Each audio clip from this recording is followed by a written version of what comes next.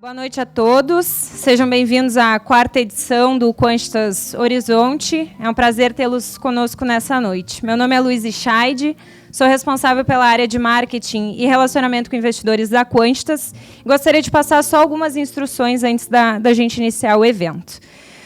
O conteúdo que passaremos nos slides está disponível através do QR Code que consta no material entregue ali na recepção, para que vocês também possam acompanhar nos seus smartphones.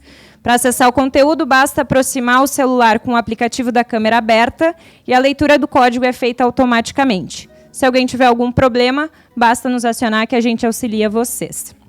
Haverá também interação pelo WhatsApp da Quantitas durante todo o evento.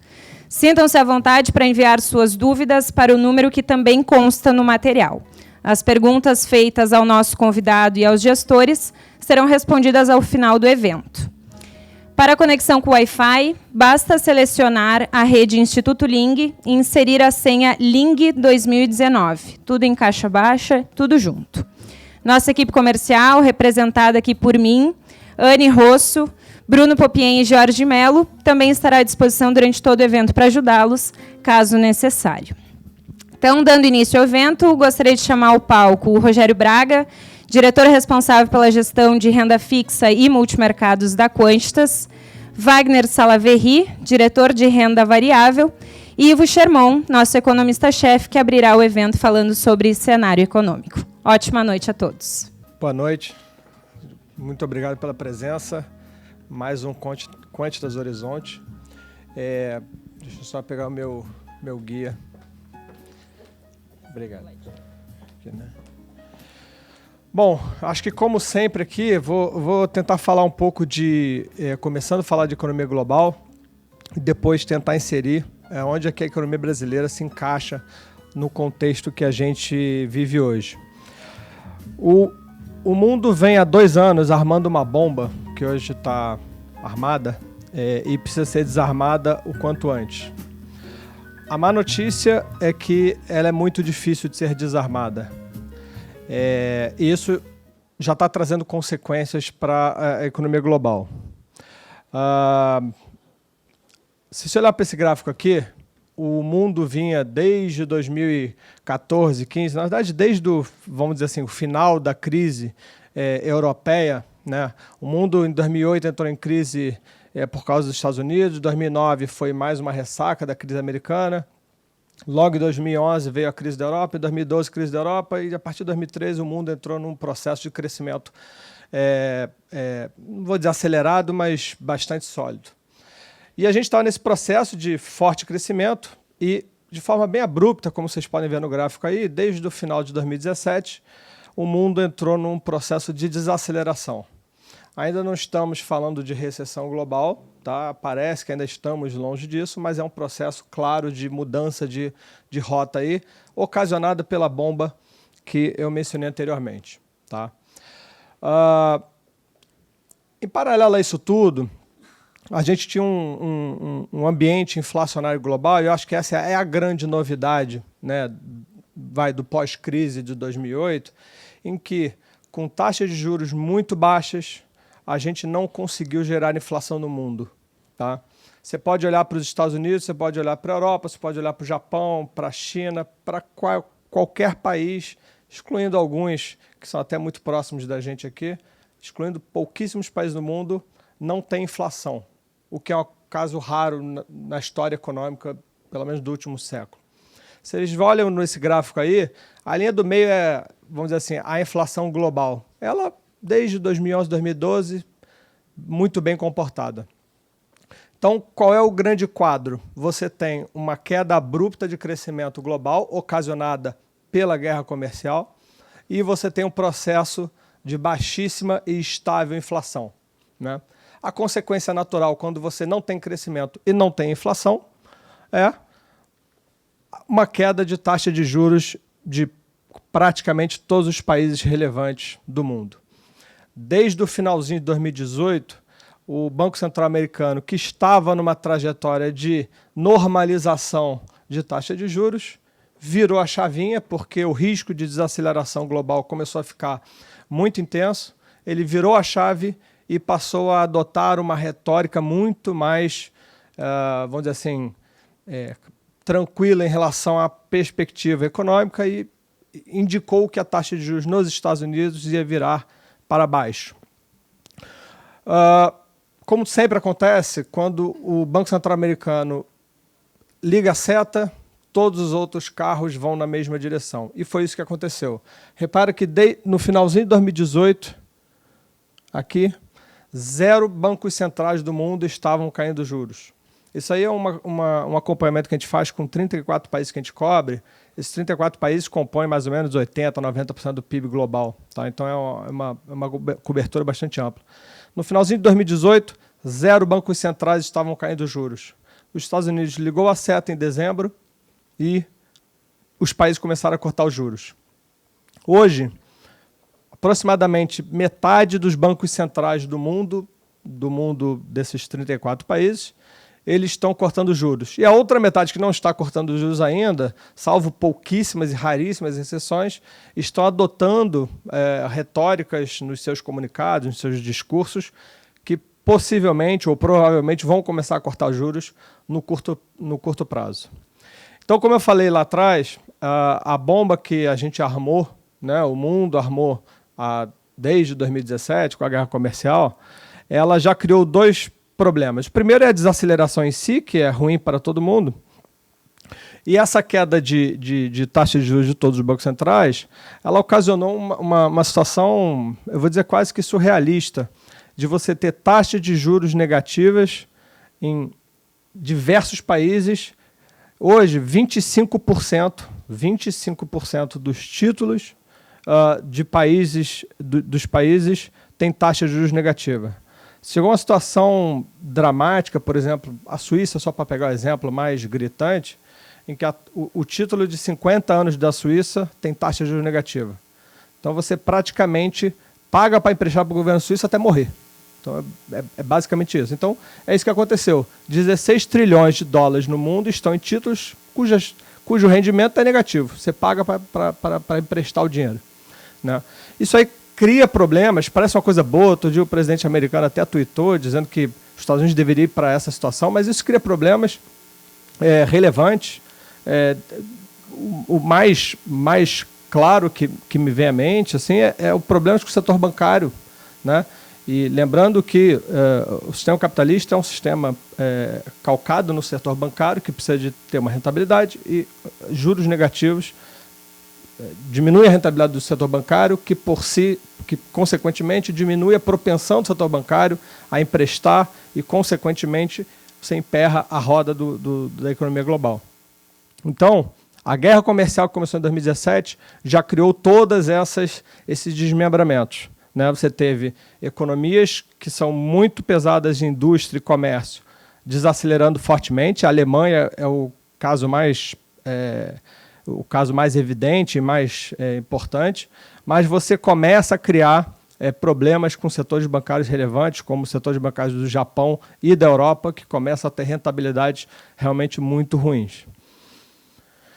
E como é que o Brasil se coloca nesse contexto, né, de juros negativos, de inflação muito baixa, de crescimento global em desaceleração? O Brasil tem 2 desafios, né?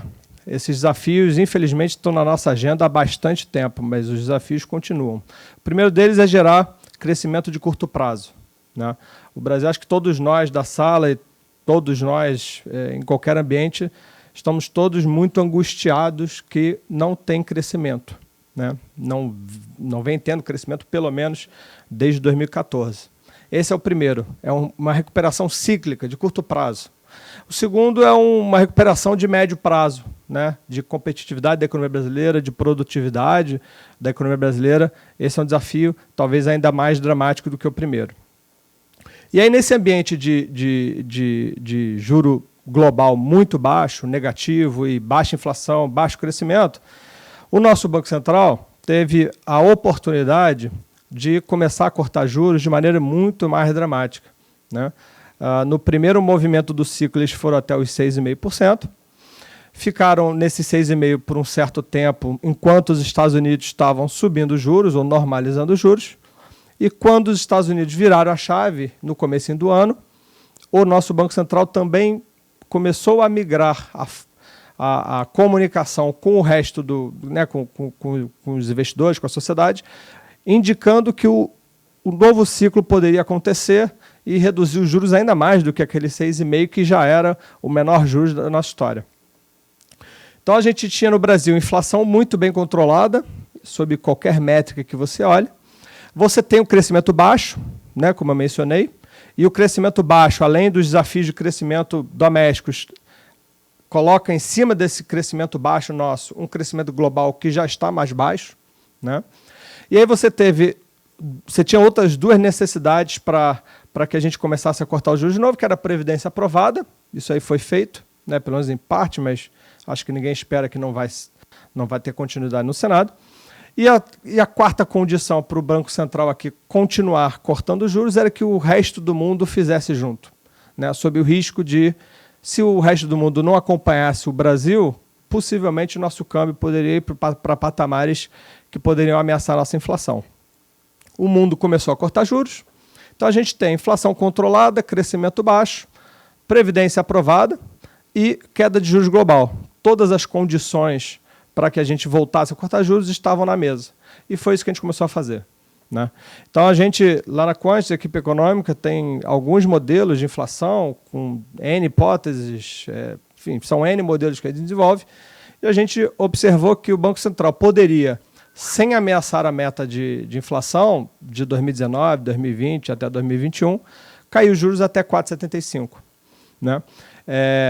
Hoje, a taxa de juros já foi reduzida, né, 2 vezes. Reduziram a primeira vez em julho, reduziram agora de novo em setembro. A gente acha que em outubro cai mais 0,50 pontos percentuais. Em dezembro, ele encerra o ciclo com mais 0,25 pontos percentuais.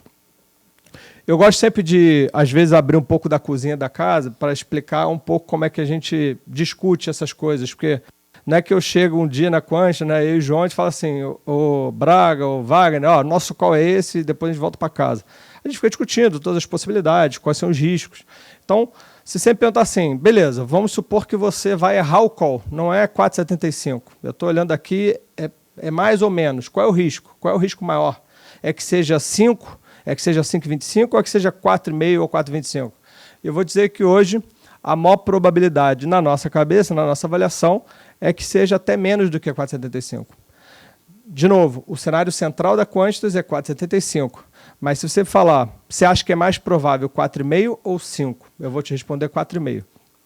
Então, isso tudo para dizer que o contexto global nos deu a oportunidade de colocar esses juros de maneira sustentável num patamar sem precedente no Brasil. E o segundo desafio que a gente tem é o crescimento da produtividade e da competitividade. Esse é um desafio e tanto. Para quem esteve aqui no ano passado, eu tinha colocado já esse slide aqui no ano passado, eu fiz questão de repeti-lo com uma pequena mudança. Pequena só em layout, porque, na verdade, a mudança foi grande já.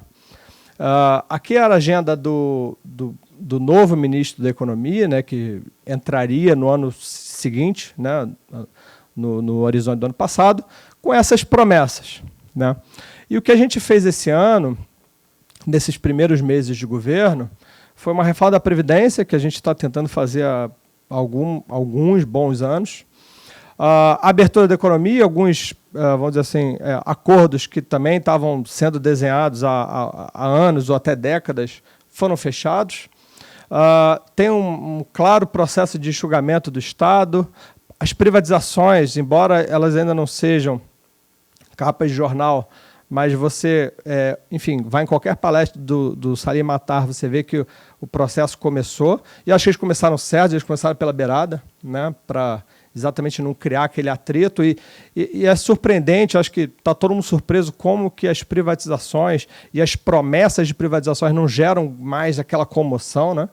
Então, e além disso, você tem uma reforma tributária sendo desenhada, você tem uma agenda do Banco Central que pretende e deve dar muita eficiência ao setor financeiro, que é super relevante, tem a independência do Banco Central. Então, você tem toda uma agenda que já está na rua, já está sendo colocada em prática, que eu só coloquei em pontilhado aí porque é algo que ainda está né, em formatação, que ainda não foi encerrada. Mas toda aquela agenda que eu botei no ano passado já está sendo, ou já foi cumprida, ou está em andamento, né? Então, o ambiente global é perigoso, a gente está bastante preocupado com o que está acontecendo lá fora. A boa notícia aqui, eu gostaria de deixar uma mensagem de otimismo, é que não parece ter também um cenário de hecatombe, né? Acho que quem tem aí 10, 15, 20 anos de mercado, talvez um pouco traumatizado com 2008, acho que toda crise vai ser 2008, não vai ser, ou aparentemente não vai ser. A gente possivelmente está entrando num processo de menor crescimento lá fora, mas eu acho que a gente está fazendo o dever de casa. Eu acho que o Brasil, de fato, dessa vez tem realmente tudo para, no próximo ciclo de crescimento global, ou mesmo num ambiente de desaceleração global, despontar, pelo menos entre seus pares emergentes, como um bom emergente, né? Nas últimas crises, a gente sempre foi o patinho feio, né? Tem N eventos, situações aí que a gente sempre era encarado como... Sempre tinha os termozinhos que alguém do mercado inventa. O Brasil estava sempre nesse grupinho dos piores. Eu acho que dessa vez, por toda essa agenda, por toda essa queda de juros que é estrutural, eu acho que a gente está se posicionando muito bem para um processo. E eu acho que é importante lembrar, toda essa nossa angústia de precisamos crescer, é verdade, precisamos crescer, mas eu gosto de botar o último gráfico só para a gente relembrar. A gente está passando por um processo que é extremamente difícil, doloroso e que toma muito tempo, que é desalavancar uma economia que teve uma péssima alocação de capital por muitos anos. Eu só peguei só para dar um exemplo. A gente posso passar a noite inteira dando exemplos e cada um de vocês pode dar outros 10. De dinheiro mal alocado pelos bancos públicos, pelo governo, por mau incentivo do setor privado. Eu gosto sempre de brincar o seguinte, só para usar o exemplo mais caricato da má alocação de capital no Brasil, os estádios de futebol da Copa do Mundo, né? A gente gastou, sei lá, 1 bilhão para construir um estádio em um lugar com muita tradição futebolística como o Amazonas. Imagina quanto tempo demoraria para você pegar o estádio do Amazonas, destruir ele e criar em cima do lugar que o estádio está lá construído uma atividade extremamente produtiva que tem a ver com o estado do Amazonas. Quanto tempo vocês acham que demoraria para a gente fazer essa limpeza e a reconstrução de um espaço produtivo e competitivo e que gere renda para a população e tudo mais? Demora pelo menos muitos anos. Então, o Brasil hoje é um grande estádio de futebol no meio do Amazonas, né? E a gente está... A boa notícia é a seguinte, a gente já botou o estádio abaixo, né? E os melhores engenheiros, a gente já contratou os melhores engenheiros para reconstruir algo no lugar. Mas toma muito tempo, essa é a má notícia. Você reverter todo esse processo de má alocação de capital toma muito tempo. E é isso que está acontecendo no Brasil. De novo, poderia passar a noite inteira aqui falando sobre os malefícios e outros problemas derivados disso, mas isso aí, para mim, é o que sintetiza essa dificuldade que nós temos de crescer. Como eu falei, temos uma agenda, acho que ideal para poder fazer essa reversão aí, e a gente está bem posicionado aí para poder crescer. Boa noite, para quem não deu boa noite. Eu vou tentar passar aqui, então, pessoal, pincelar rapidamente o cenário externo, o que a gente está vendo, como é que impacta nos mercados locais, depois cenário interno, depois eu entro nas nossas posições, como a gente está vendo no mercado, juros, câmbio, bolsa. Tá? Cenário externo, o Ivo já comentou, eu acho que o grande ponto hoje a gente vive um cenário de desaceleração global, hoje muito impactado no curto prazo pela guerra comercial entre Estados Unidos e China, e nesse aspecto a gente tem isso impacta o mercado local de duas formas. Por um lado, juros globais muito baixos, né? Ou seja, muita liquidez, é um cenário que dá suporte a ativos de risco, né? Tanto é que, se a gente voltar para lembrar em 2013, quando começou a se discutir o início de taxa de juros americana, todo mundo, agora os Estados Unidos vai começar a subir juros, é ruim para países emergentes e ativos de risco. O contrário também é verdadeiro. Agora, com o mundo inteiro com juros mais baixos, isso suporta ativos de risco no mundo todo.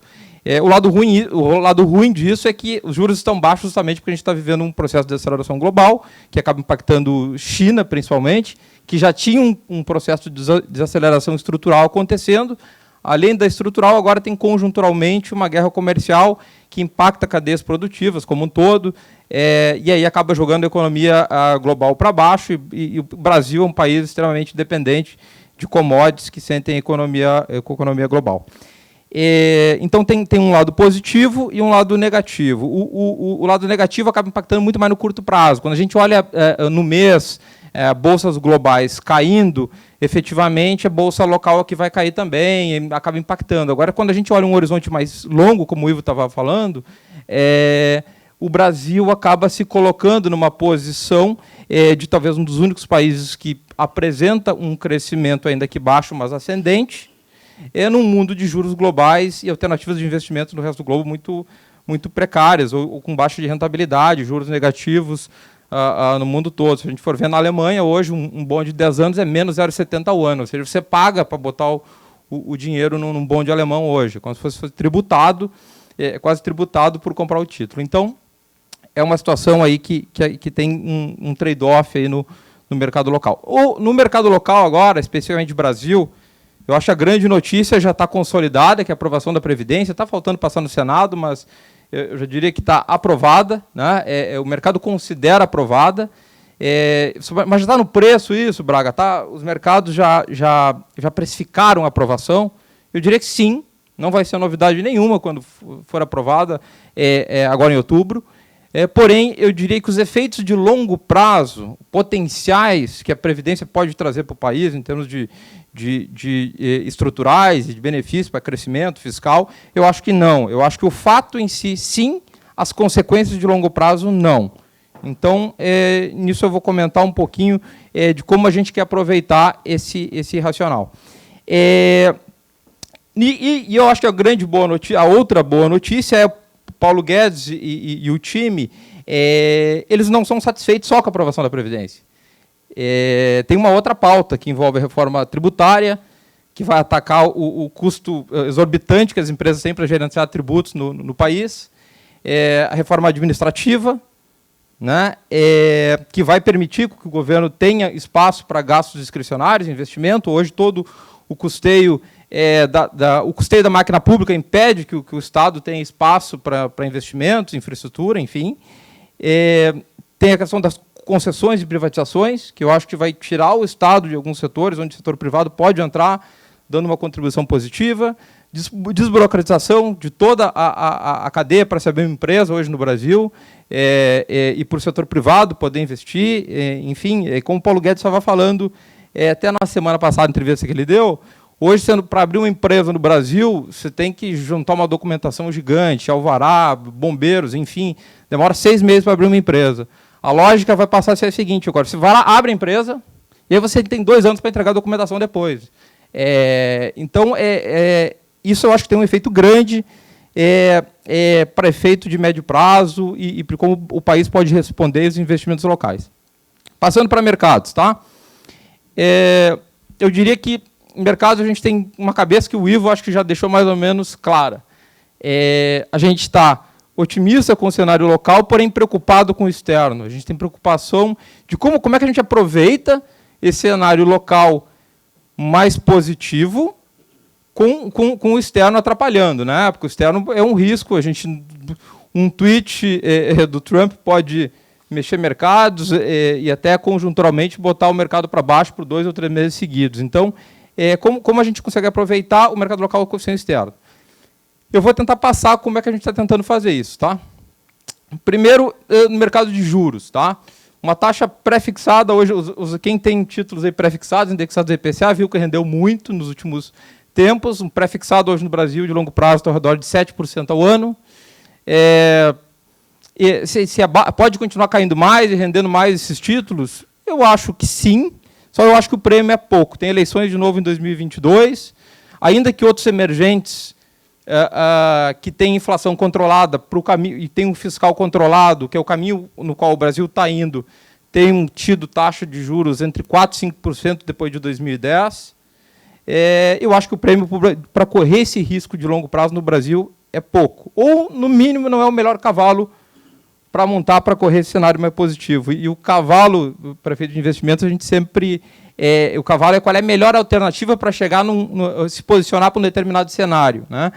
Qual é o melhor cavalo? Juros, câmbio, bolsa. Depois eu vou citar qual é a nossa opinião sobre isso. Mas eu acho o pré-fixado de 7% uma alternativa com baixa rentabilidade. Se a gente voltar a olhar as NTNBs, que é juro real, uma 2028 está pagando IPCA mais 3, uma 2040 IPCA mais 13,5%. Parece um pouco mais atrativo, com a vantagem de ter segurança de inflação. Mas não é mais o IPCA mais 6 que a gente tinha um tempo atrás. Se as medidas que a gente está adotando na área econômica se efetivarem, provavelmente não vai ter mais o IPCA mais 6. Isso é algo a ser considerado. Porque outros emergentes trabalharam de 2010 até agora com um juro real médio de 1,5%. Inflação mais 1,5%.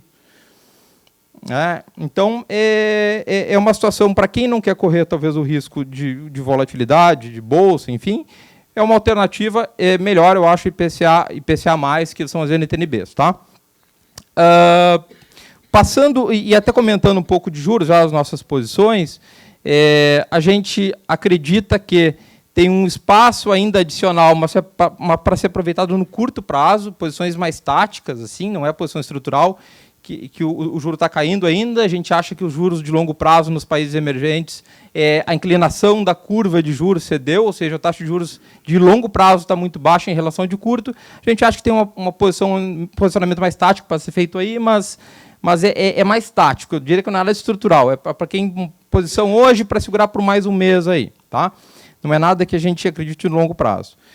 No mercado de inflação, a gente está vendido em inflação em 2019, a gente acha que a inflação vem abaixo do que está precificado nos mercados, e tem uma posição comprada em inflação implícita 2023, como forma de proteger o portfólio que a gente tem. A gente acha que inflação 13,5% para 2023 no Brasil é um patamar relativamente baixo, ainda que a inflação esteja bem comportada. Câmbio, tá? O real, o dólar, para onde é que vai, quais são os riscos? Eu diria assim, é muito difícil hoje, com a guerra comercial lá fora, fazer uma aposta contra ou a favor do dólar. A gente está, sim, sobre um contexto de que um tweet do Trump pode botar os ativos de risco ter um detrimento nos mercados dos ativos de risco e o dólar se fortalecer. Por um outro lado, a gente acha que o real está muito desvalorizado em relação às moedas de emergentes. Um pouco porque o crescimento ainda não veio, como a gente imaginava que poderia vir, e outro porque a taxa de juros no Brasil caiu muito em relação ao que era no passado, e hoje está muito barato para fazer uma proteção contra o dólar, ou seja, ficar uma posição comprada pelo diferencial de juros, né? Uma posição comprada em dólar e vendida em real. Né? Uma empresa que tem a fábrica no Brasil, ela faz esse hedge de forma muito barata hoje. Então, a nossa ideia, nosso posicionamento hoje em vez de eu estar vendido em dólar, apostando que o dólar vai cair, a gente faz um posicionamento do real contra outras moedas de emergentes. Eu fico comprado em real e vendido em outras moedas de emergentes. O que significa isso? Que basta que o real tenha um desempenho melhor perante o dólar do que outras moedas de emergentes. Eu não fico exposto ao risco global de ativos de risco performarem mal ou bem. Então, se o real desvalorizar menos do que outras moedas de emergentes perante o dólar, a gente ganha. E, ao mesmo tempo, que se valorizar mais, se o dólar cair em relação ao real mais do que no caso de outras moedas emergentes, a gente ganha. A gente prefere ter real contra emergentes e não contra o dólar, pela imprevisibilidade da guerra comercial. Passando aí para o nosso cavalo preferido, eu diria que para operar esse cenário de Brasil é bolsa. Tá? A gente acha que o cenário de juros muito baixo no Brasil, o tamanho da alocação hoje que existe, tanto de fundos de pensão como pessoas físicas em bolsa, as reformas que estão sendo feitas, o time econômico, enfim, eles suportam a gente ter hoje um patamar de para quem, na parte mais técnica, tem preço-lucro, efetivamente, um pouco mais alto no curto prazo. A gente imagina em crescimento, o Wagner, que é especialista, vai falar depois, mas crescimento de lucros nas empresas para frente. Então, eu diria que a gente imagina que não só os lucros vão crescer, como eu acho que o preço-lucro no patamar de juros atual do Brasil deveria estar mais alto na Bolsa. E para se proteger do cenário externo, obviamente, 2 caminhos que a gente tem utilizado. Vende um pouco de bolsa americana, às vezes, para proteger a bolsa local, e também se posiciona em empresas que não têm muita dependência do cenário externo, evitando commodities, enfim. Então, esse é o nosso principal cavalo, porque juros, como eu comentei, eu acho que o prêmio é muito baixo, eu acho que é para quem efetivamente está no dia a dia, tentando operações muito táticas para montar. E câmbio, apesar de a gente gostar também contra emergentes, tem a situação que é verdadeira do nossa taxa de juros estar um pouco baixa, e isso está limitando um pouco a valorização do real no curto prazo, está prejudicando um pouco. Então, eu acho que o Bolsa, sim, é o melhor cavalo para se operar o crescimento que a gente imagina que talvez não vá ser tão expressivo, mas, como eu comentei no início, o Brasil é um dos únicos países do mundo hoje que tem, digamos, projetos de investimento para ser feito, tem concessões, tem privatizações, e a gente que está crescendo, o crescimento está acelerando, o resto do mundo todo está desacelerando. Então, nos momentos em que a volatilidade baixar um pouco, a gente acredita que vai ser a alternativa. Tá? E para finalizar, só queria comentar um pouco do que a gente como a gente está se posicionando em termos estratégicos e táticos, agora no curto prazo. Pelo cenário externo mais complicado, a gente tem privilegiado hoje na gestão lá posições mais táticas, né, mais de curto prazo, ou seja, em vez de estar se posicionando para 6 meses, 1 ano à frente, em cenários de longo prazo, a gente está reduzindo esse tipo de alocação e está se posicionando em posições para 20 dias à frente, para 15 dias à frente. A gente olha, vai ter uma ata do Banco Central americano, como é que os investidores estão posicionados para isso? Será que vão reduzir risco, aumentar risco? Então, a gente tem dado um peso muito maior para as posições mais de curto prazo, que tem um evento, que tem um trigger no linguajar do mercado, né? Que seja muito claro. Eu estou operando para 15 dias à frente aquele evento.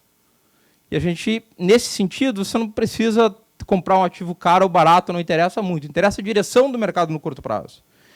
Mas, claro, como eu comentei em bolsa, a gente tem uma posição um pouco mais estrutural. A posição estrutural em multimercado significa 6 meses, não significa 5 anos, que a gente acredita que a bolsa local tem um espaço para valorização. Em empresas vinculadas à atividade local, não no índice Bovespa, no caso. E, por fim, eu queria só passar uma lâmina para vocês, apresentando aqui um pouco como a gente faz o gerenciamento de risco dos nossos portfólios. É um resumo, né, de várias... porque gerenciar um portfólio de multimercado envolve tu tentar proteger o fundo não só da situação atual, da volatilidade corrente dos mercados, como também transitar sobre o que aconteceria com essa carteira atual nos 21 dias de outubro de 2008, por exemplo.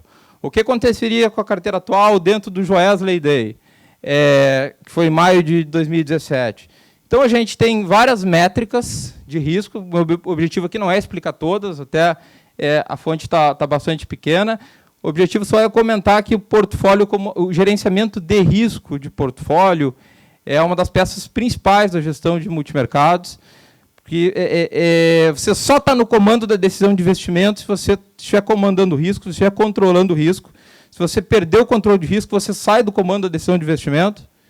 E para estar no controle de risco, tem que saber mensurar ele corretamente. Se não souber mensurar o risco, você perde o controle de risco e perde o comando aí das decisões de investimento de portfólio. Tá? E aqui a gente tem métricas de oscilação de curto prazo, métricas de estresse em curto e para 21 dias. Aqui uma distribuição de todas as estratégias que a gente tem. Esse espaço cinza aqui não é uma estratégia grande, é o espaço que está livre hoje na carteira. Tá? O espaço de risco que eu posso aumentar. Aqui são vários dias de estresse do fundo. Esse, no caso, é o fundo Maiorca, tá? O nosso multimercado. O pior dia de estresse hoje dele, que seria dia 10/9/2008, seria perder num dia 2,38%, prefeito de exemplo. E aqui são outros dias, que a maioria dele é 2008, alguma coisa em 2011. Aí aqui também uma análise que a gente faz, como a gente gosta de ter um portfólio relativamente neutro no termo direcional, em termos de exposição bull bear market, como a carteira performaria em cenários positivos ou negativos da Bolsa Americana e da Bolsa local aqui no caso. Tá? É isso, tá, pessoal? Eu vou passar para o Wagner aqui, que vai comentar um pouquinho as pares de ações. Né? No final, se alguém tiver perguntas aí, estou à disposição. Boa noite a todos. Fico feliz porque, depois de muito tempo no mercado, já tenho 20 anos de experiência no mercado, o pessoal de multimercado fala mais de bolsa do que eu. Então, quando eu acordo, assim, às vezes eu fico meio desanimado. Será que isso? Eu olho para eles, estão mais animados com bolsa do que eu. Então, é um bom sinal. Né? Depois de tanto tempo, quem trabalha no mercado brasileiro aqui, depois de tanto tempo a gente tendo dificuldades, é governo ruim, é decisão fiscal ruim, é juro alto, empresas com dificuldades, é cenário externo. Agora a gente parece estar tendo um alinhamento melhor dos astros. Né? Então, saímos da pior recessão, estamos começando um ciclo de crescimento. O juro, que nos últimos 8 anos foi de 10% ao ano em média, está metade disso. Um governo que não é o melhor governo do mundo, mas também está longe de ser o pior. Então, eu estou bastante animado. Vamos começar falando um pouco disso. E tem muitas pessoas com quem a gente conversa me perguntam assim, Wagner, como é que eu vou ganhar dinheiro em ações? Essa é uma pergunta muito recorrente, porque as pessoas não têm cultura muito no Brasil. Se a gente pegar todo o dinheiro que tem no Brasil alocado em fundos, em poupança, se pegarmos o dinheiro que está nas LCIs, se colocar CDBs, todo o dinheiro, a gente tem mais de 7 trilhões de reais. Disso tudo, se eu pegar aquilo que é em ações, seja em fundos ou diretamente em custódia de pessoas físicas, dá algo como 7% do total. É muito pouco. As pessoas investem pouco em ações porque nunca tiveram necessidade aqui no Brasil, ganhavam muito dinheiro sem correr risco. E as coisas estão mudando. E as pessoas me perguntam assim, Wagner, como é que eu vou ganhar dinheiro? Não entendo muito como é que eu ganho dinheiro em ações. Eu gosto de usar esse gráfico aqui, por quê? Esse gráfico aqui mostra o seguinte. Essa linha azul mais alta mostra o índice Standard & Poor's, lá nos Estados Unidos, o índice de ações. A gente pegou os últimos 10 anos. Vejam aqui o que aconteceu com esse índice de ações dos Estados Unidos. Ele subiu 180% nos últimos 10 anos. Vocês sabem o que é essa outra linha aqui, ó, que está pontilhada e acompanhando esse índice dos Estados Unidos? É o lucro das ações que são parte desse índice. O que a gente teve aqui nessa outra linha, essa linha branca aqui? É o índice Bovespa. Olha quanto que subiu o Bovespa nesse período. 70%, 68% de alta em 10 anos. Quanto é que foi o resultado das companhias brasileiras nesse período de 10 anos? 80%. Olha o que aconteceu com os lucros das empresas brasileiras. Em 2011, eles estavam nesse nível aqui, essa linha pontilhada aqui. Olha quanto caíram os lucros. Chegamos aqui no pré-recessão, uma crise muito grande na Petrobras também, derrubou os lucros. Nós estamos aqui em 2018, nós voltamos a ter, 2018 e 2019, a mesma lucratividade média das empresas do Bovespa do que tínhamos em 2010. Então eu pergunto para vocês, como é que a gente vai ter valorização de ações facilmente num cenário em que as empresas não crescem seus resultados? É isso que aconteceu com o Brasil. A gente não teve, de fato, crescimento de resultado suficiente para as ações valorizar. Enquanto nos Estados Unidos, a bolsa subiu 180% e o lucro das empresas subiu 150%.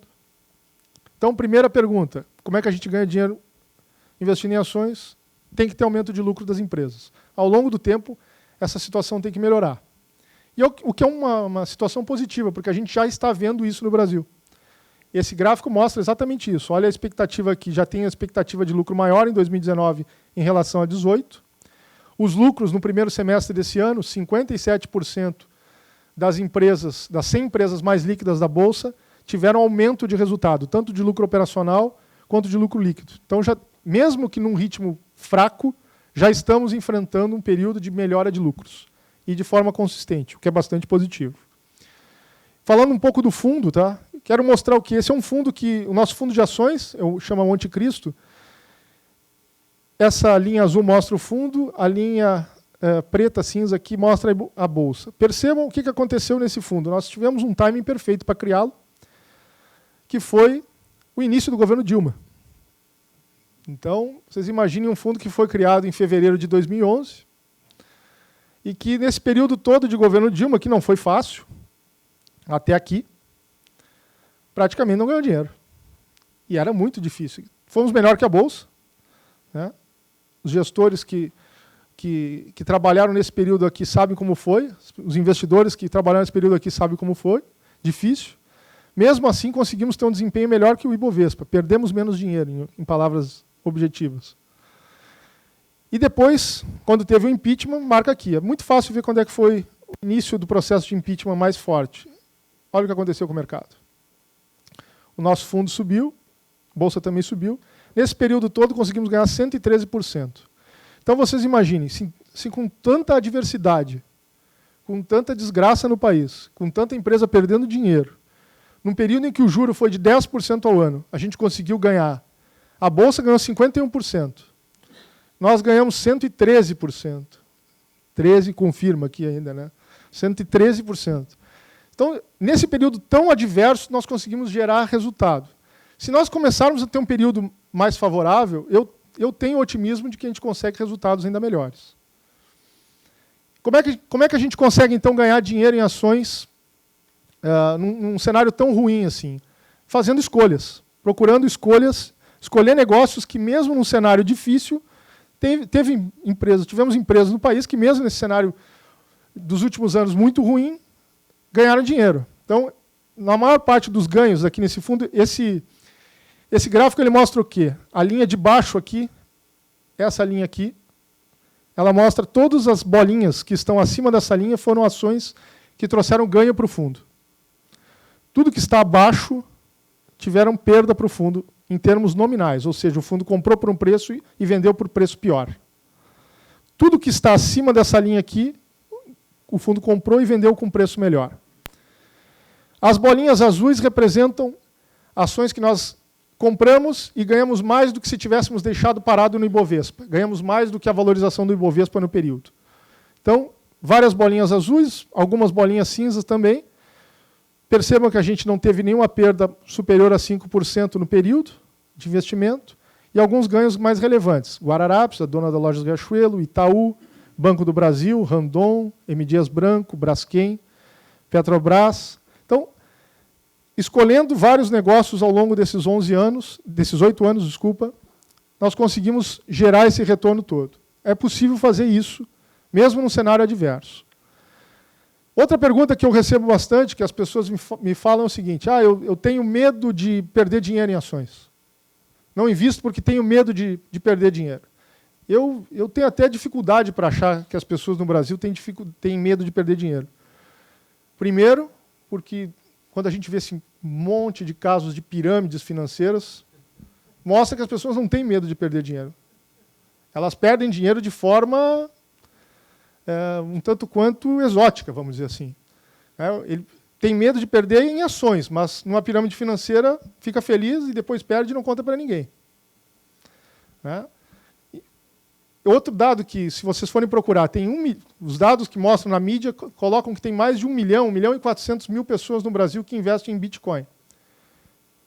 Muitas devem ter ganho dinheiro, mas eu tenho certeza que a grande maioria não sabe o que é o investimento. Tem desconhecimento sobre isso. Então, eu não vou nem criticar se é certo ou errado, se é bom ou ruim. Agora, dizer que investe em Bitcoin e conhece mais Bitcoin do que investir em ações me parece pouco provável. As pessoas investiram por uma série de outros fatores que não por conta da racionalidade daquele investimento.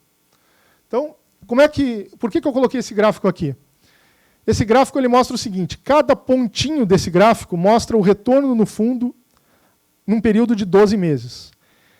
O que ele está mostrando aqui? O início do fundo, até 2016, na maior parte das vezes, o fundo alternava períodos de ganho, em 12 meses, aqui nesse período chegou a ganhar 30%. O investidor que estava aqui ele tinha acumulado um ganho de 30% no período de 12 meses. No início de 2014, ele tinha acumulado uma perda de 20%. Então, o que eu quis mostrar aqui?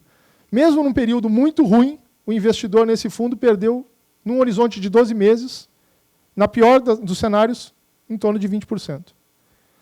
Quem investiu no começo do processo de impeachment, 12 meses depois, chegou a ganhar 70%. Então, as pessoas muitas vezes têm aquele medo, mas não quantificam qual é o tamanho de uma perda potencial. Nesse caso aqui desse fundo, e no Ibovespa não foi muito diferente, em 12 meses um horizonte de 20%. Quando a gente amplia essa análise para um período de 36 meses, a perda é em torno de 25% e 73% do período do fundo, o investidor que tinha alocado, 36 meses depois ele estava com ganho. Tá? Em 12 meses era 64%. Tinha esquecido de falar. Ou seja, em 64% dos períodos, de todos os períodos de 12 meses, o investidor estava com retorno positivo. Não necessariamente maior que o CDI ou maior que o Ibovespa, mas retorno positivo. Outro ponto que eu quero também destacar aqui. Muitas pessoas perguntam, olha, mas o que seria mais interessante nesse cenário? Fazermos uma gestão passiva ou uma gestão ativa? Né? Compro o Ibovespa ou compro um fundo de gestão ativa, onde o gestor seleciona o que vai comprar? Eu não faço nenhuma objeção a quem faz a gestão passiva. Acho que ela tem a sua característica. Quem compra gestão passiva no Brasil, compra o índice Ibovespa, vai comprar uma carteira com essa composição. Então, perceba, ela vai ter 27% do dinheiro que ela vai colocar num fundo que é Ibovespa, ela vai ter em bancos, ações do setor financeiro. Depois ela vai ter uma composição grande em commodities, né? Vai ter mineração, 8% em Vale, vai ter 11% em Petrobras, vai ter ainda 2% de siderurgia, e vai ter uma grande dispersão aqui de vários setores, várias empresas. À direita eu coloquei a alocação nossa atual do fundo. Então a gente tem o que mostra aqui? Nós, como gestores ativos, preferimos escolher os negócios que vamos investir. Hoje, nós estamos investidos 20% do fundo em bens de capital, educação, utilidade pública, empresas de utilidade pública, instituições financeiras 15%, petróleo 18% na Petrobras, 10% do setor de transporte, que é locadora de carro, e 22% no varejo. O que é o ponto mais importante aqui para vocês entenderem? Quando a gente seleciona, a gente procura o quê? Melhores histórias micro. Empresas que, no nosso entendimento, vão apresentar um retorno interessante, interessante para nosso investimento, com um risco que a gente considera adequado. E eu falo do risco também por quê? Porque, muitas vezes, a gente tende a minimizar essa questão do risco. O Ivo, na apresentação dele, colocou muito essa questão do cenário externo. Então, nós temos uma presença grande, um risco grande de ter uma desaceleração ainda maior lá fora. Então, a gente acaba diminuindo a exposição a empresas de commodities, que dependem muito dos preços internacionais. Acabamos escolhendo empresas que, no nosso entendimento, vão aproveitar melhor essa recuperação aqui do Brasil. Então, é um pouco esse o trabalho de gestão ativa do fundo. Aqui a carteira atual. O que eu gosto também de mostrar para as pessoas? O dia a dia da gestão de ações é um trabalho exaustivo. É um trabalho exaustivo porque a gente está sempre... Todo dia a gente sai do trabalho sabendo se foi bem ou ruim. Né? E é simples, é só medir o desempenho do fundo com o desempenho do Ibovespa. O gestor tem que todo dia bater a bolsa. Se não bate, está devendo. O cliente vai reclamar e a gente mesmo se cobra. Então, a gente acaba montando um portfólio olhando várias coisas, desde a governança da companhia, qual é o tipo de negócio, quem são os acionistas controladores, se os executivos estão alinhados, potencial os riscos dos negócios, a gente acaba olhando isso tudo. E essa aqui é a carteira hoje do nosso fundo. Petrobras e Banco do Brasil são ações que têm uma relevância grande no portfólio, e aí é muito essa questão de melhora da gestão do governo, a recuperação da Petrobras, né, uma melhora também do Banco do Brasil, ações da Croton, empresa do setor de educação, da CPFL, que tem duas empresas aqui no estado, né, de energia elétrica, e provavelmente vai ser a que vai adquirir a CE quando ela for privatizada, faz todo sentido.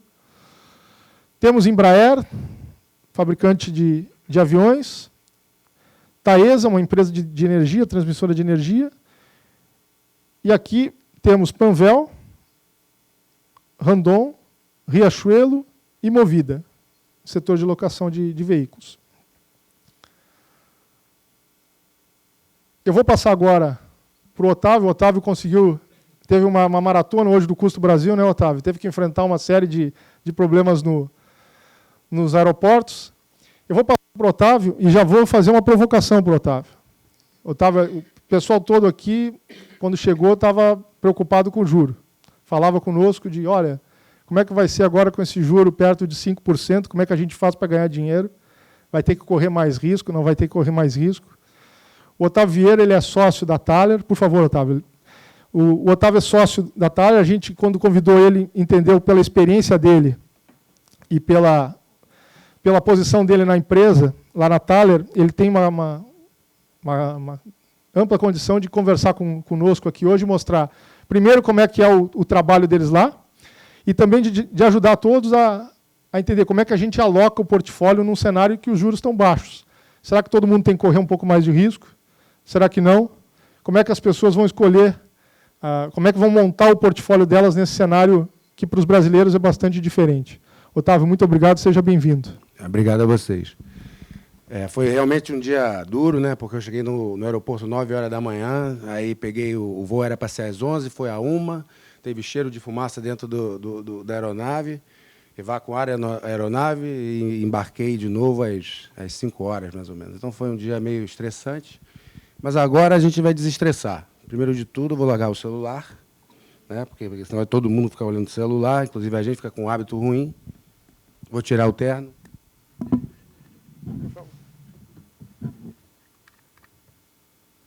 Tomar uma água. Uma água daqui a pouco. Porque essa hora, para falar de juros, a gente tem que ser criativo, né? Senão daqui a pouco todo mundo está dormindo. Então, o juro no Brasil, vou usar até uma piada do Chico Anísio, depois eu vou falar aqui que é a Thaler, de onde eu vi e tal, mas primeiro fazer um introito aqui mais cômico, né? O juro no Brasil era bom pra cacete, né? IPCA mais 7, IPCA mais 8 chegou, IPCA mais 6 ficou um tempão. Porque é a mesma coisa, você olha para o céu, você fala o seguinte, pô, no céu tem uma infinidade de estrelas. Você não olha para o céu, não viu estrela nenhuma. Agora, se eu falar assim, ó, no céu está com estrela pra cacete, aí você olha para o céu e vai ver um monte de estrela. A mesma coisa dos juros no Brasil. O juro era muito bom, só que do outro lado a gente tinha o risco de não receber. Era um risco, né, do Brasil quebrar e ter um plano, alguma coisa que fizesse a gente virar uma Argentina. Esse era o risco que o PT colocou no Brasil. Esse risco foi agora colocado de uma forma muito diminuída, né? O novo governo, a forma da Previdência e tal, colocaram esse risco de uma forma pequena, né? Claro que existe, você tem a nova eleição e tal. A política sempre é uma caixinha de surpresa, um prato cheio para fazer besteira. Agora, hoje, o juro no Brasil está no nível que está e é capaz de cair mais por um bom motivo. O Banco Central conseguiu ancorar os juros e a gente tem uma força externa que está nos ajudando. E por que o juro lá fora está tão baixo, né? Negativo na Suíça, Suécia, na Europa, um monte de país, Japão? Porque a gente teve o advento da arbitragem da mão de obra. Entraram 5 bilhões de pessoas no mercado consumidor e no mercado de trabalho mundial, né? Chineses, indianos e tal. O que forçou a mão de obra do mundo todo para baixo. Você teve também uma população que só envelhece, né? Na maioria das economias desenvolvidas. Você, na Itália, você tem para cada casal 1,4 filhos só. Então, é menos gente consumindo no mundo inteiro. Então, a força baixista da inflação. Você teve Banco Central atuando de uma forma positiva, ancorando as expectativas ao longo do tempo. Então, também foi outra força. Você tem tecnologia. Nos últimos 10 anos, nos últimos 20 anos, se gerou mais tecnologia que nos últimos... na humanidade inteira, em todo o tempo. Então, a tecnologia é muito forte do ponto de vista de preço. Ninguém vai chegar e comprar na televisão hoje sem olhar um Buscapé, olhar um aplicativo para ver, né, se você está comprando no preço correto. E você tem também a comoditização das coisas. Todo mundo fala da internet das coisas. Tem a comoditização das coisas, que é o seguinte, eu monto a planta aqui e vamos dizer que eu tenho um nível de eficiência. Se eu achar que ela fica mais eficiente lá na China, vou montar na China. Né? Como é que é o iPhone? O iPhone ele é produzido nos Estados Unidos, quer dizer, desenhado nos Estados Unidos, vários componentes europeus, ele é produzido na China. Então, essa arbitragem também de tecnologia é outro efeito baixista. Né? E você tem ainda ter o shale gas, todo o investimento em commodities, que também mantém, né, o preço das commodities controlado. Você teve muito investimento durante o boom econômico lá em 2008 e tal, antes de 2008. E você tem a energia cada vez mais barata, né? A célula fotovoltaica só cai. E sabe por quê? As pessoas não entendem, às vezes, meu irmão é físico e tal. O planeta Terra é um sistema aberto. A gente todo dia recebe de graça energia. E a energia é que nos move aqui. Ó. Se não fosse energia, a gente não estava aqui à noite.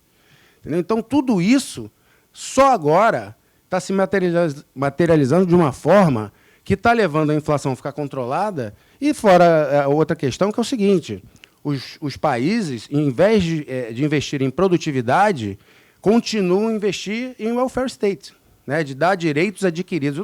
Quem que nasce com direito adquirido? Você nasce com direito adquirido de respirar, né, de tomar água. O resto você não adquire nada. Você tem que chegar lá e trabalhar para ter aquilo. E na França, quando se mudou a aposentadoria de 60 anos para 62 anos dos novos entrantes, o pessoal foi queimar carro, queimar pneu e tal. Então, tem vários países que, se não mudarem a cabeça, né, principalmente para alguns países desenvolvidos, vão ficar para trás.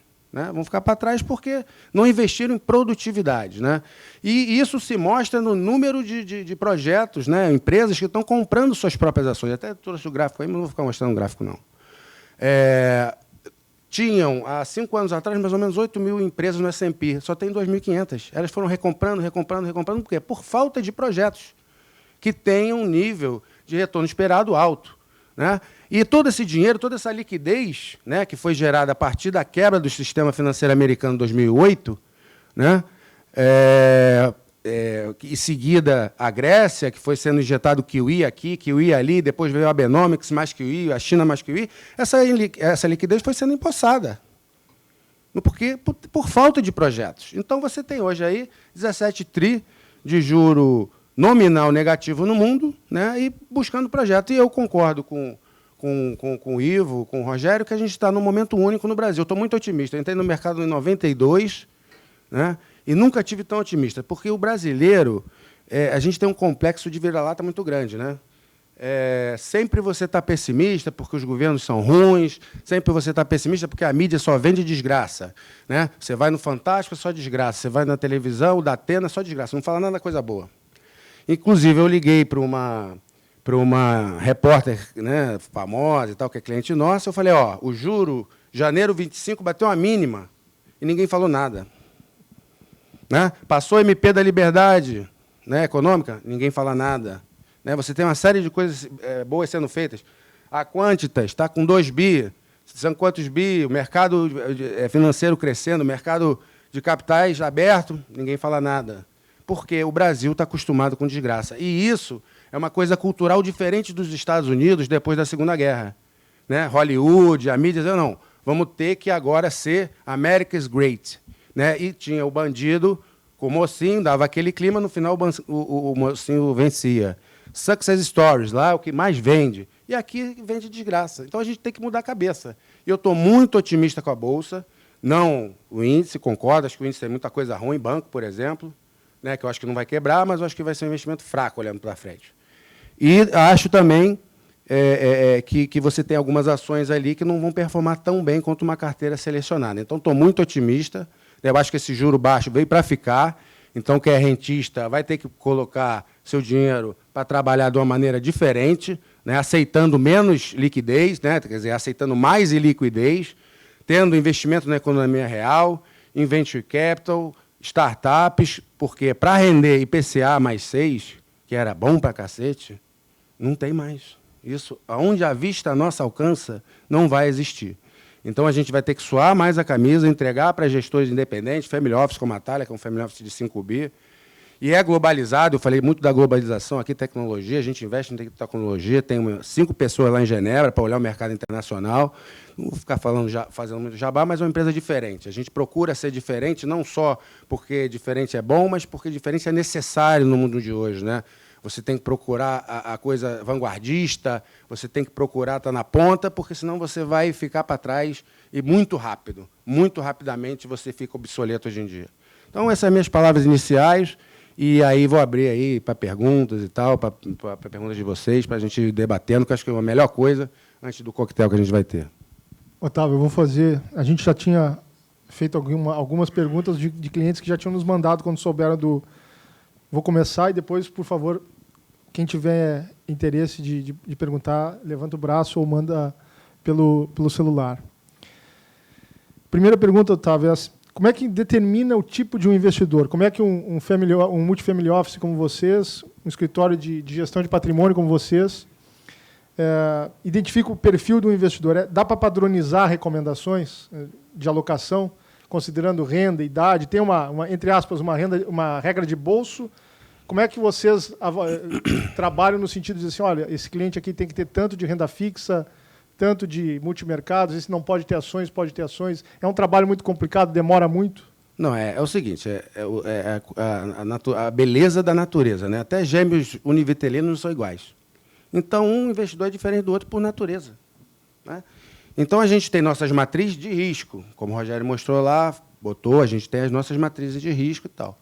Mas cada investidor, a gente procura ter entrevistas sucessivas, tanto que o nosso trabalho começa com planejamento patrimonial, para procurar entender, né, exatamente aquilo que ele precisa, que às vezes não é o que ele quer, ou aquilo que ele quer não é exatamente aquilo que é necessário, né? Então, a gente procura ver também o fluxo de caixa da pessoa, para ajustar isso. Às vezes a pessoa gasta de menos, às vezes gasta de mais, né? E o estômago, porque nessa questão do investimento, o cérebro é menos importante. Como foi falado aqui, né, a pessoa investe Bitcoin e tem medo de comprar Panvel.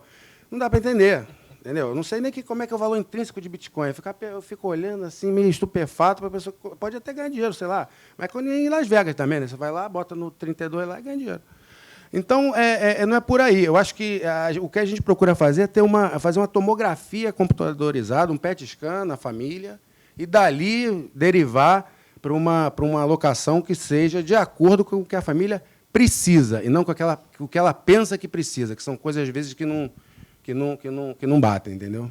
É por aí. Então, eu diria hoje que o nosso maior peso de risco está em ações, né? Eu acho que nunca a gente teve uma alocação tão grande, né? E eu acho que a gente vai aumentar ao longo do tempo. Eu estou muito otimista aí com o Brasil. Realmente, acho que o melhor sintoma, né, do meu otimismo é os juros, né? E os juros é motor, né, que é o fermento para a economia, vai forçar empresários a investirem, as pessoas a investirem também. Isso vai fazer a economia rodar em algum momento, como hoje já, e alguns outros dados já mostraram, né? Eu tenho mais perguntas aqui, mas se alguém quiser fazer, por favor.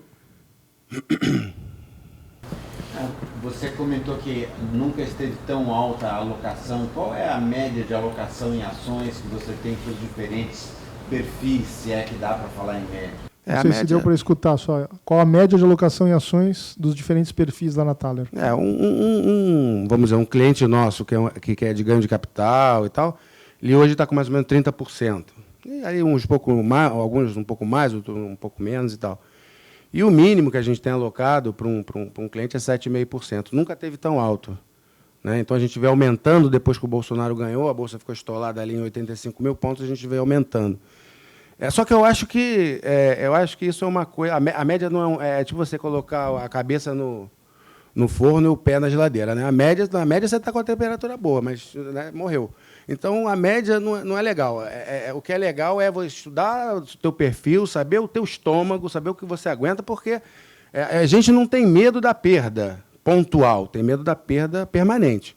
Mas a Bolsa, por natureza, ainda mais com o vento contra, eventualmente lá de fora, ela pode ter realizações importantes. A pessoa tem que estar preparada para, nesse momento, ter paciência e, no momento certo, quando vê que a coisa já começou a estabilizar, aumentar, como foi em 2009 e alguns outros períodos aí. Então, eu acho que o nosso trabalho é muito isso, de fazer... Meu pai era médico, né, clínico geral, é você ter exatamente essa noção de que é a pessoa, né, fazer a anamnese realmente, entendeu? Deixa eu fazer uma outra pergunta daqui. Tem um senhor aí que quer fazer uma pergunta. Por favor, seu Citrim.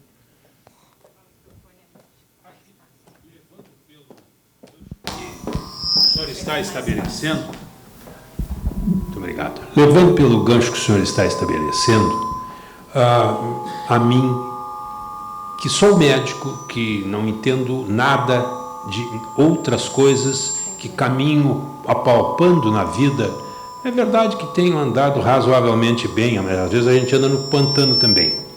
Com a sua experiência, o know-how que tem habitualmente as pessoas que lidam com o mercado financeiro, qual a explicação de que nós vemos assim que a tendência do mercado brasileiro é acompanhar a do mercado norte-americano? Quando um vai para lá, o outro vai atrás. Quando um vem para baixo, o outro vai atrás. Mais ou menos tem sido isso. Eu gostaria de conhecer a sua opinião a respeito. Isso às vezes acontece, né? Quer dizer, se o S&P cair 30%, é que vai cair também, como qualquer bolsa do mundo. Né? Porque a gente está num evento de aumento de aversão a risco importante, não tem jeito. Né? Aconteceu alguma coisa, né? Alguma placa tectônica, algum terremoto deu e todo mundo fica com medo. Né? O ser humano, o medo do ser humano é desproporcional, né? Até a ganância, porque a gente nasce uma vez e pode morrer todo dia. Então, a aversão a risco é uma coisa séria. Agora, não foi verdade isso em 2013, 2014, 2015. Lá a Bolsa subiu, aqui não subiu, porque a gente estava com política macroeconômica ruim, as empresas com dificuldade de ter lucros importantes, então a gente não subiu enquanto o S&P subiu. E pode acontecer, eventualmente, do S&P realizar, a gente realiza no primeiro momento e depois recupera na frente. Né? Porque o que eu estou falando é o seguinte, o CDI... Né, ele foi, vamos dizer, uma boa companheira do investidor durante os últimos tempos. O que foi bom mesmo foi a NTNB. O CDI foi bom, mas a NTNB foi muito melhor. Porque o juro era 14, mas a inflação era 10. Então, você tira imposto, não era tão bom assim. A NTNB não, era IPCA mais 7, IPCA mais 6. É realmente espetacular. Então, o que eu acho é que o mundo globalizado traz também esse tipo de movimento de curto prazo. No médio prazo, o que importa... vai ser a qualidade das ações que a pessoa tem no seu portfólio, né, e as políticas macroeconômicas que o país está inserido. Então, acho que essas correlações são correlações eventualmente pontuais, que podem ser quebradas ao longo do tempo, se o Brasil continuar com as políticas responsáveis, entendeu? E a precificação nossa aqui é muito diferente da precificação lá de fora. Então, pode ter um comportamento diferente, né, depois de passado um certo tempo de medo, que eu acho que nos Estados Unidos e na Europa, a gente vai passar, ao longo dos próximos anos, por momentos, né, de estresse. Isso está quase dado, porque nenhuma bolsa sobe 10 anos impune, e, como mostrou o gráfico do Ivo, os lucros não acompanharam a valorização das ações. Otávio, explica um pouco para nós, você falou dos bancos, você falou que acho que os bancos, olhando para frente, não vão ter o mesmo histórico de resultados que tiveram. Está acontecendo um fenômeno muito, muito claro, que é a chamada desbancarização. As pessoas, principalmente aquelas que têm recursos para investir no Brasil, estão saindo dos bancos, estão indo para plataformas, estão indo para empresas gestoras de patrimônio, procurando outras alternativas. A pergunta que eu te faço é, você acha que o ritmo disso ele continua se acelerando nos próximos anos? Em que limite nós vamos ter hoje? Hoje temos uma concentração muito grande ainda de recursos nos bancos. Você acha que o Brasil tem um espaço, os bancos vão continuar absorvendo quanto desse mercado todo de investimentos, e como é que vai ser essa reacomodação de recursos nessa indústria toda de gestores de patrimônio e plataformas? Como é que é a sua visão sobre isso? O banco é o seguinte, o que vai acontecer com o banco, né, dadas as devidas proporções da agilidade de cada um, por exemplo, o Itaú é um banco mais moderno, investe em tecnologia e tal, então ele tem uma capacidade de sobrevivência, de retorno sobre o capital maior, e outros bancos são mais lentos. Né? O que vai acontecer com eles é mais ou menos o que aconteceu com a Cielo, né? Veio de 20 e tantos reais, está R$8, porque o modelo de negócio teve a disrupção. E os bancos, eles são, eu vou fechar o olho assim, eles são como uma grande baleia, e onde você tem um monte de gente dando pequenas arpoadas, que são as startups e as empresas que estão sendo criadas no entorno. Né? Então, é um novo adquirente, é uma Securitech, né? São os próprios bancos, né, colocando em outros negócios, né, fazendo a própria canibalização do seu negócio, vendo que não tem jeito de segurar. Então, o Itaú vendendo o fundo da Quantitas, comprando a XP. Então, ROI, quer dizer, retorno sobre o capital, né, retorno sobre o equity, de 20, como no Brasil, dos bancos, que foi muito tempo, 20 e pouco, 18 e tal, não é sustentável, ainda mais com a Selic indo para 5, 4,5. Então, os bancos eles vão diminuir a importância. Agora, eles sempre vão continuar existindo na vida da gente, porque eles são cofre. Na verdade, os bancos vão virar um grande cofre. De repente, o lugar que você vai fazer o seguro, de repente, o lugar que você ainda vai ter algum tipo de serviço de folha de pagamento e tal. Mas não como era antigamente, que era full service, né? Você tinha o Banco Itaú, que te dava investimento, seguro, te dava empréstimo na pessoa jurídica e tal. Não, agora não. Você vai ter uma série de outros provedores de serviço e com uso de tecnologia muito intensiva, né? Hoje em dia você já vai ter daqui a pouco 24/7 de transferência de recursos e que você não vai precisar passar pelo banco. O banco vai ser como a Pershing lá nos Estados Unidos, um grande cofre, um grande custodiante, alguns com mais serviços, com retorno sobre capital maior, outros menores. Agora, isso me causa medo, quer dizer, isso é a disrupção que a gente está passando, né? O bom da geração, de todo mundo que está aqui, é que a gente viu o passado de uma forma importante e está vendo o futuro. Se a gente pegar o filme dos Jetsons, fora o carro que voa, o resto tudo já existe. Então, é um negócio bacana, né? A gente viu tudo acontecer. Eu estava lembrando hoje, o celular agora fininho e tal, pequeno. Antigamente era um tijolo, né? Você botava aqui, não vai ficar pesado. E agora não. Então, tudo isso que a gente está vendo aqui vai acelerar. Que a questão da tecnologia é exponencial. Ela não para. É como se fosse uma flecha que varasse aqui esse vidro sem quebrar o vidro. Então, são coisas que realmente a gente está vivendo, que cada dia vai ver uma novidade. Alguma pergunta daqui? Vou mais uma. Otávio, explica um pouco como é que é o processo de vocês de seleção de gestores na Thaler. Quando você analisa uma gestora, o Brasil hoje tem em torno de 400 gestoras, e como é que é o processo de vocês de escolha de gestores? Como é que vocês identificam uma gestora, como é que vocês fazem uma análise, até para entender um pouco quem está fazendo esse trabalho para o cliente, quais são os aspectos mais relevantes? Uma gestora, você tem que levar em consideração que ele vamos dizer, é um pool de capital humano. Então, o trabalho primeiro é de RH. Saber quem são as pessoas, né? De onde vêm, o que fizeram no passado, o seu grau de acerto, de onde passaram, o seu pedigree. Quer dizer, eu dou muito ênfase também ao conhecimento acadêmico, né? Sempre olho o currículo das pessoas.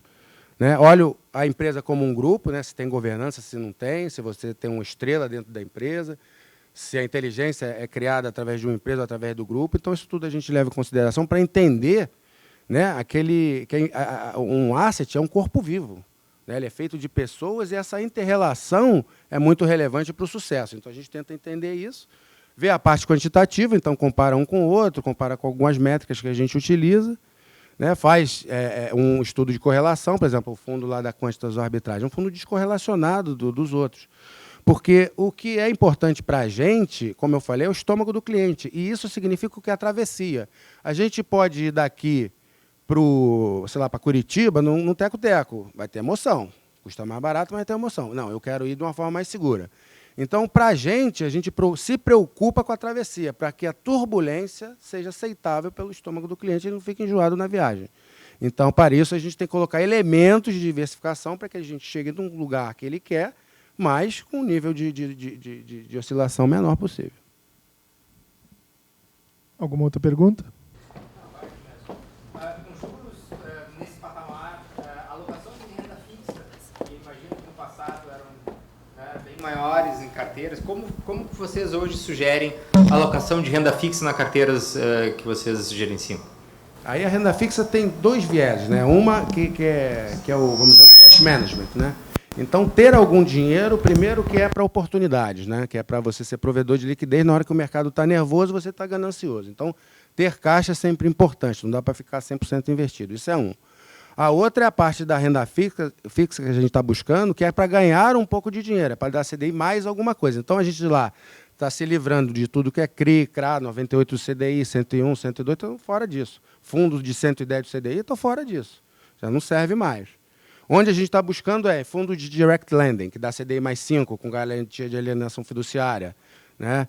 Então, isso é uma coisa que a gente está olhando. A gente tem um fundo de high yield com parceria com a Western, que compra empresas, inclusive, não listadas, FDICs. FDICs é um negócio que está desarbitrado. Por quê?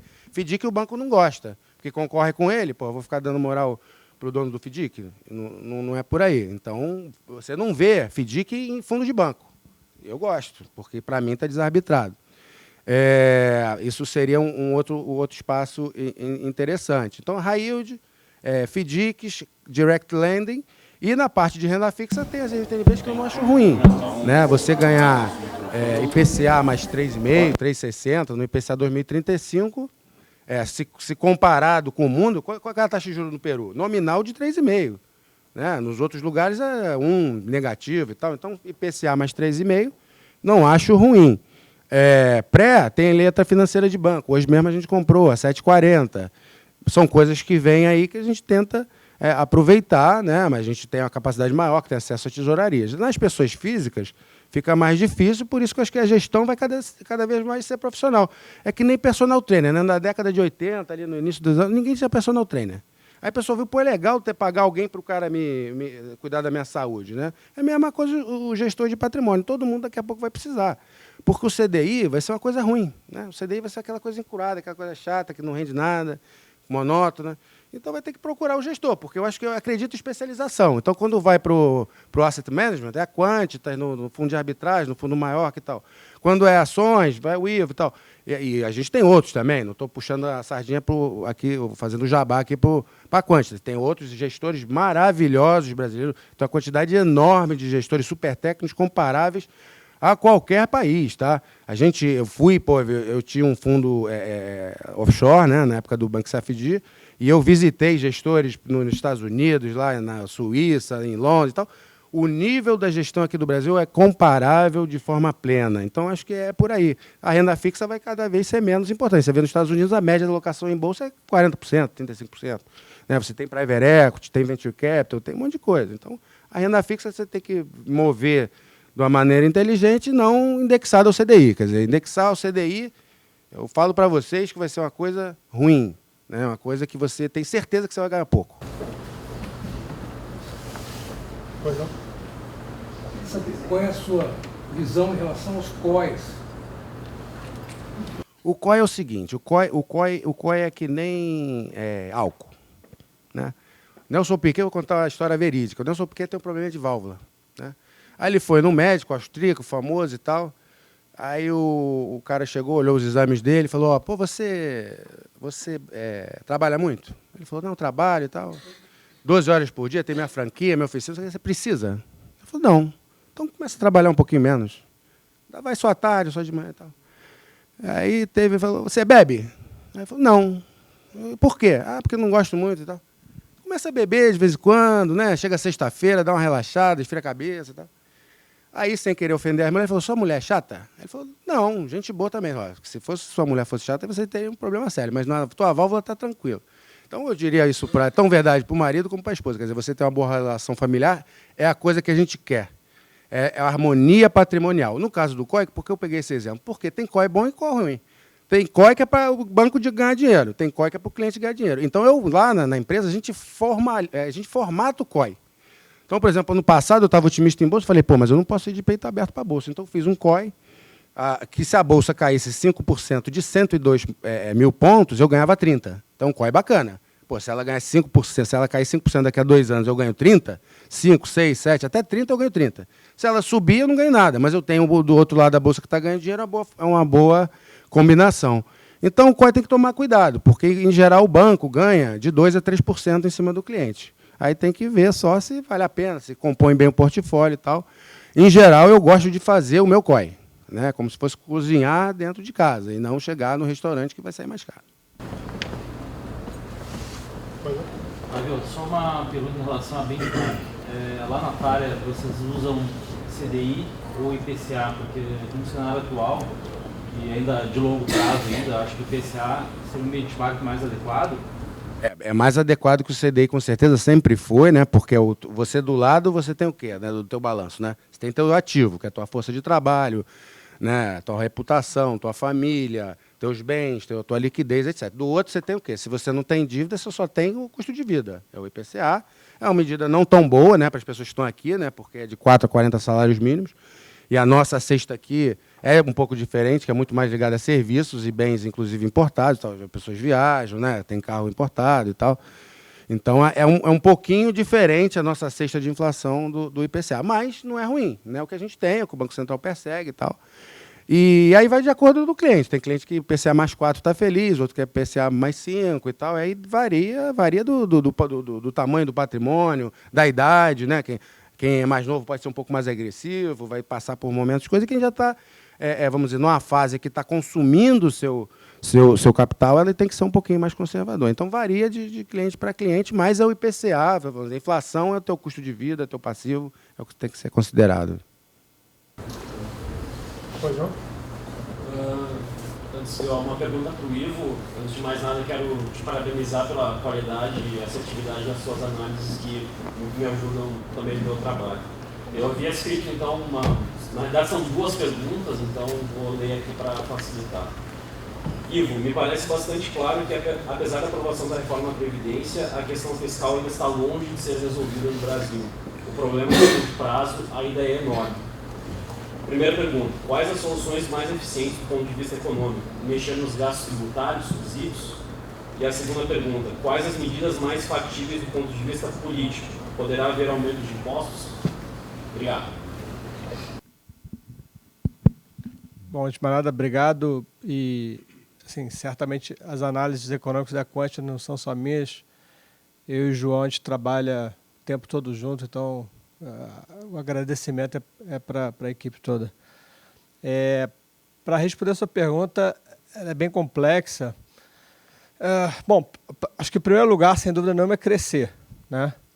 Hoje a gente tem um déficit fiscal aí da ordem de 130 bi e, vamos lá, 40% disso é cíclico, vamos chamar assim. O que eu quero dizer com isso? Se a gente voltar a crescer, esse déficit, entre aspas, some, né, com o crescimento. Tem uma outra parte que não é cíclico. É um problema mais estrutural que a gente aí sim, como você falou, a gente precisa de reformas. E a gente fala muito de reforma da Previdência. A gente gastou aí os últimos 9 meses obsessivos em cima de qualquer tweet, de qualquer deputado, para saber o que o cara pensava sobre o assunto. Mas a verdade é que a reforma da Previdência ela era uma espécie de bombeiro, né? A casa estava pegando fogo e se você não chamasse o bombeiro, ela ia queimar e todo mundo ia morrer dentro. Ela não resolve o problema, ela não deixa a casa bonita, ela só resolveu o problema porque ela estava pegando fogo.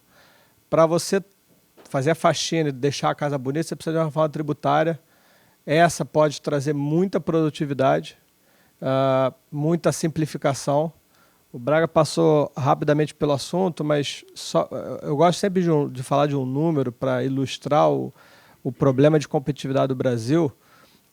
Uma empresa ela gasta 2.500 horas ano de força de trabalho para pagar impostos. Eu gosto sempre de enfatizar, não é que ela gasta produzindo algo para ter uma receita para pagar os impostos. É 2.500 horas para separar papel. Toma para cá, toma para lá, isso aqui dá para ir por ali, dá para ir por aqui. Eu tenho que mandar para lá, mas tem ICMS diferente. Não, mas se a carreta passar, são 2.500 horas. A média dos emergentes é 300. Não estou falando de Alemanha, estou falando de Suíça, estou falando de Japão. A média dos emergentes é 300. Então, esse é o tamanho da nossa ineficiência. Então, a reforma tributária, na minha avaliação, a Previdência era a mãe das reformas, ponto, senão a gente morria. Mas a tributária é quem pode, num prazo um pouquinho mais longo, também não é imediatamente, resolver uma parte importante dos nossos problemas fiscais. Eu gosto sempre de contar uma história muito rápida, de 30 segundos. Em 2011, eu tive a oportunidade de ir lá na Grécia, que eu trabalhava cobrindo a Europa, e a Grécia estava com os problemas que estavam. Eu fui lá conversar com o representante do FMI de Grécia. E ele falou o seguinte, eu cheguei aqui no ano passado, eu falei para os gregos que isso aqui é um problema de 10, 15 anos para ser resolvido. E o pessoal quer me matar porque eles acham que vão resolver em 2. Eu acho que o Brasil está nessa situação. A gente chegou num estágio de calamidade tal, fiscal, que isso aqui é um problema de 10, 15 anos para ser resolvido. Não significa que a gente vai demorar 10, 15 anos para ter superávit primário, mas para a gente atingir um patamar de endividamento razoável, dado o tamanho do Brasil e tudo mais, já demorou 5 anos, porque a gente já tem déficit primário há 5, 6 anos. Os próximos 3 ou 4 já estão meio contratados, então já estamos falando de 10 anos, aí, dos 10, 15 que eu estou falando. Então, é um trabalho que, sim, precisamos crescer urgente para resolver o problema fiscal. Claro que o problema fiscal também atrapalha o crescimento bastante, mas dá para a gente pouco a pouco começar a crescer com toda a agenda que eu mostrei. E a reforma tributária, para mim, resolve também uma parte importante do problema. E tudo que eu falei ali, você vai ganhando eficiência na economia, você vai conseguindo resolver esse problema fiscal. Não tem muita solução mágica, não. É crescer, fazer essas reformas estruturais que doem no bolso de grupos específicos.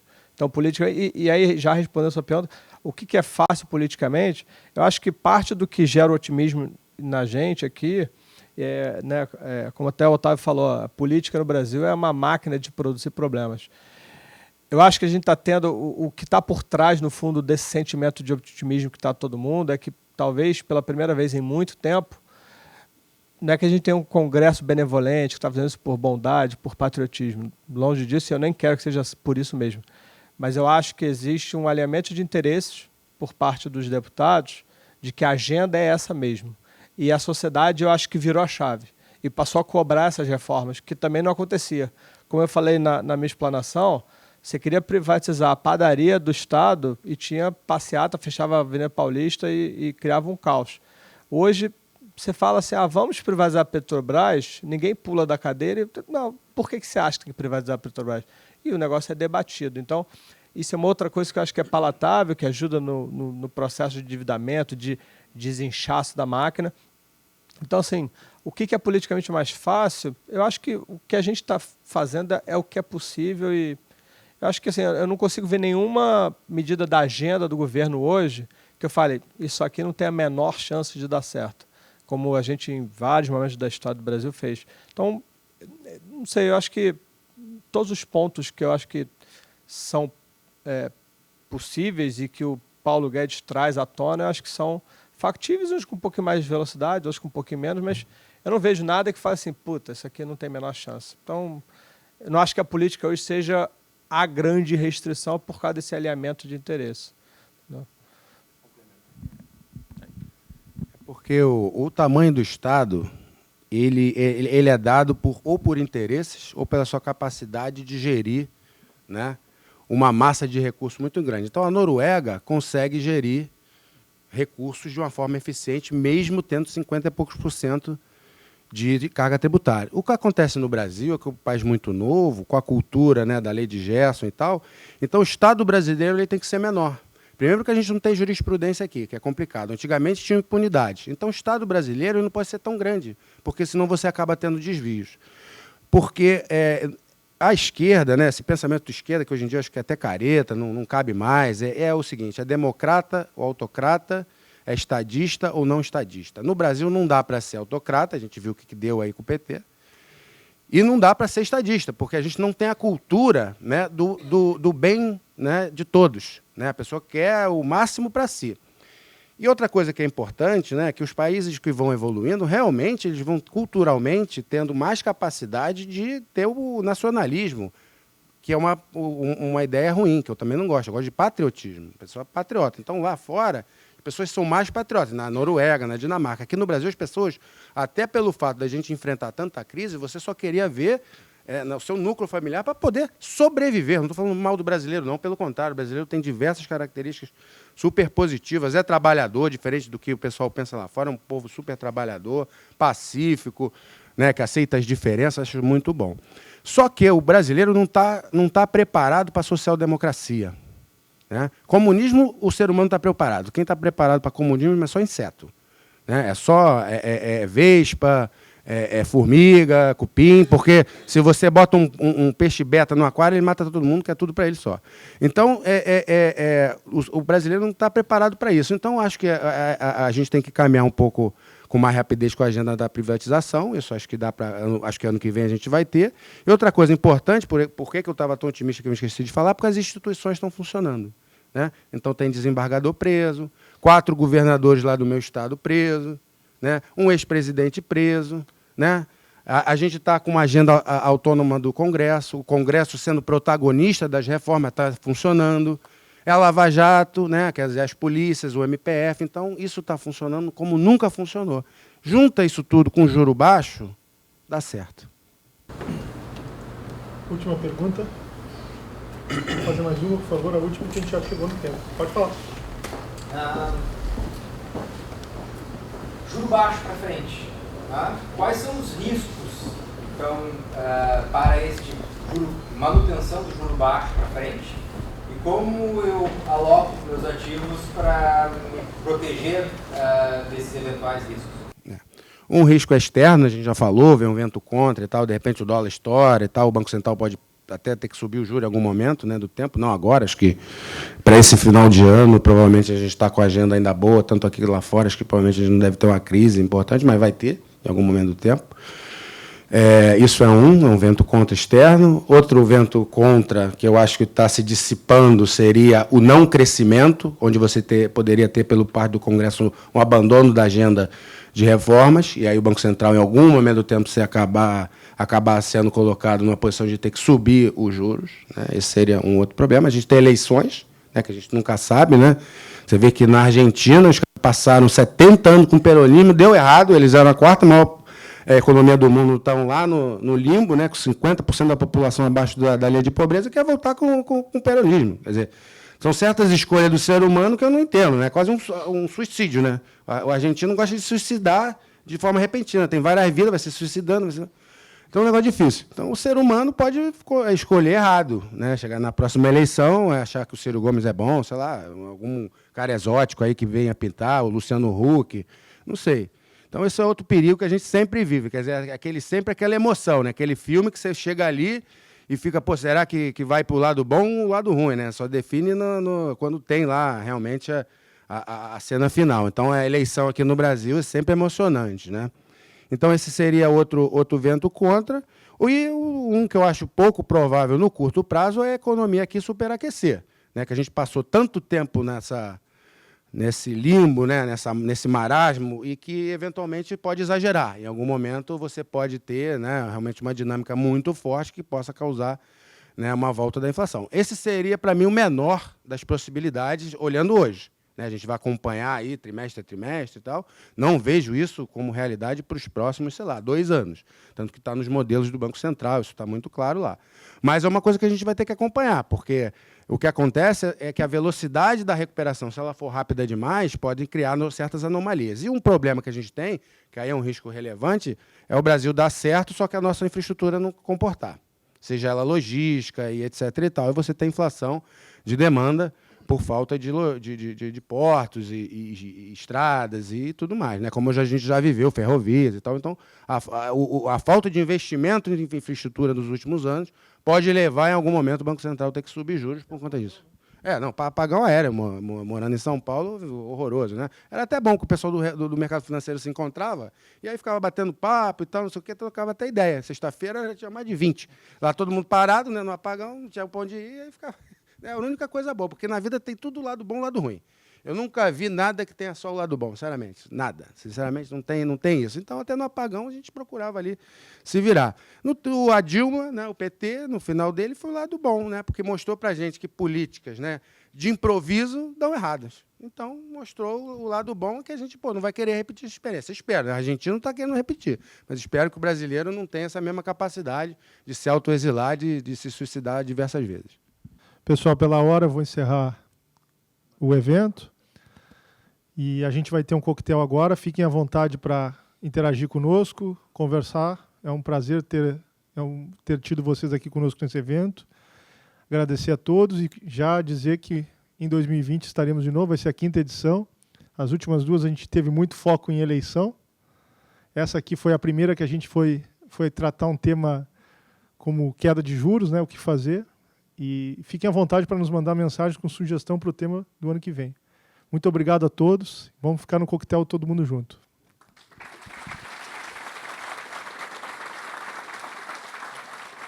E eu espero seja convidado de novo, porque hoje eu passei um perrengue danado no aeroporto. Vim aqui, fiz graça e vou ficar com vocês aí fora. Então, espero que eu seja convidado, porque a Praça do Sul é muito importante para a gente. Uma praça maravilhosa. Obrigado, gente. Obrigado, Otávio.